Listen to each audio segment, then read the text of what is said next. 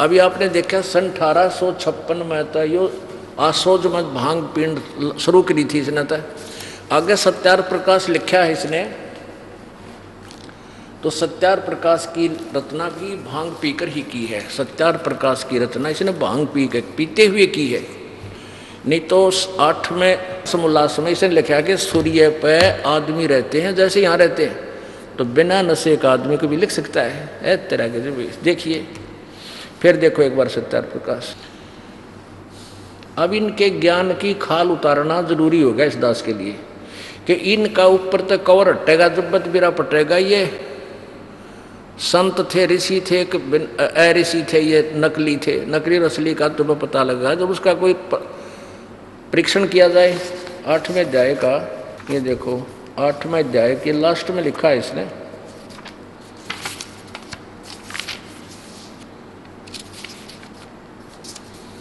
ये है 8वां अध्याय, वही सत्यार प्रकाश है। ये महर्षि दानंद सरस्वती द्वारा लिखा हुआ।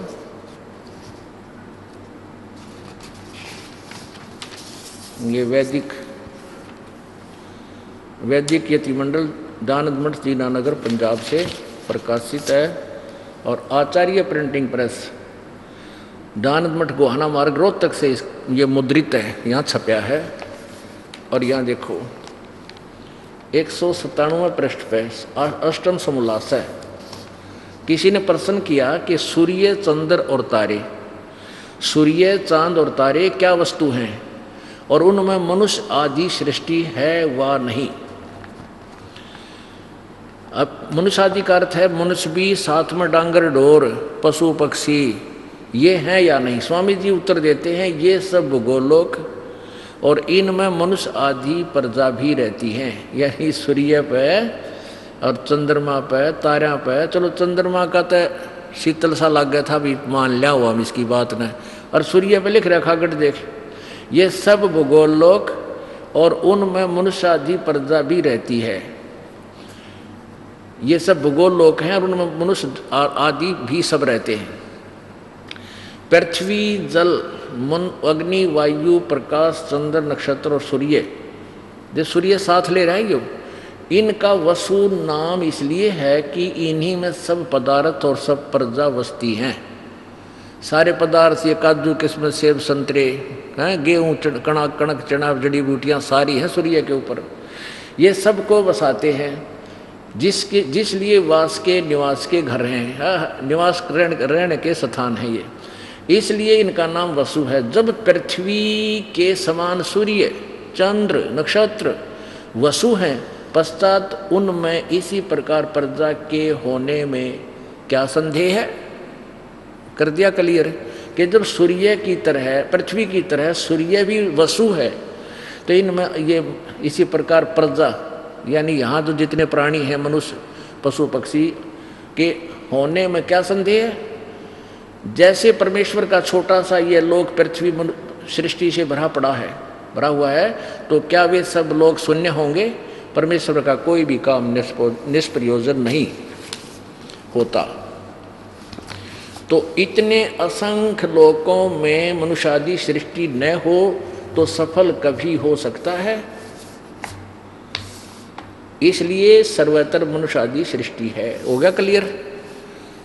इस भांगी ने, अरे आंख आम बालक भी कलम रुक जानो, कोई कह सूर्य पर आदमी रहते हैं वो भी नहीं लिखा है, कति बोली बूझ भी ना, बोली बूझ तो लिखा कि ये तो भांग पिए पड़ा था। और जो मन में यहाँ उसमें आदमी रहते हैं पृथ्वी पे, अन्य बाग बगीचे हैं। अब किसी ने पूछा कि क्या वहाँ पर ये सब पदार्थ भी हैं जो यहाँ सेब, संतरे, काजू, दरिया, हाँ पृथ्वी वहाँ पर सब कुछ है। ये देखो यहाँ क्या कहता है, ये स्वयं ही 198वें पृष्ठ पे 8वें समोल्लास में। यहाँ तक तो आपने पढ़ लिया। अब क्या कहता है कि दाता परमात्मा ने जिस प्रकार के सूर्य, चंद्र, ध्रुव, पृथ्वी, भूमि, अंतरिक्ष और तत्तर सत सुख विशेष पदार्थ पूर्व काल में रचे थे, जैसे परमात्मा ने सूर्य, चंद्रमा और ये पृथ्वी आदि सारे और उसमें जितने भी सुख पदार्थ यानी सेब संतरे काजू किशमिश कणक पहाड़ बाग बगीचे फलदार वृक्ष जो पूर्व काल में रचे थे, वैसे ही इस कल्प में अर्थात इस सृष्टि में रचे हैं तथा सब लोक लोकांतरों में भी बनाए हैं।